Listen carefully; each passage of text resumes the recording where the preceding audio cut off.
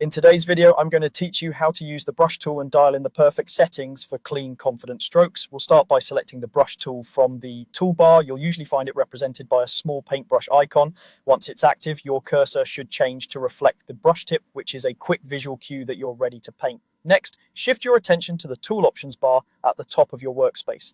This bar updates based on the tool you've selected and gives you direct control over how the brush behaves.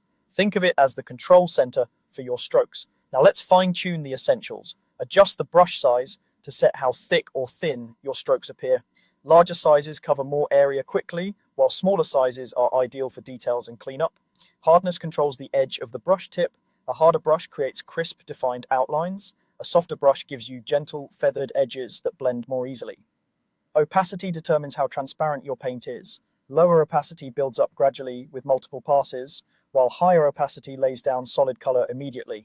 If you're using a pen tablet, make sure pressure sensitivity is enabled so the thickness or opacity of your stroke responds to how firmly you press. This is key for natural, expressive lines. If you're working in a vector level, open the style editor to pick or create a new brush style. In vector workflows, the style defines the appearance of your stroke more than the brush tip itself.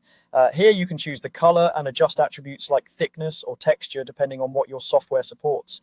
Creating a new style lets you set a consistent look for your line work across your project, which is especially helpful for animation or clean illustration.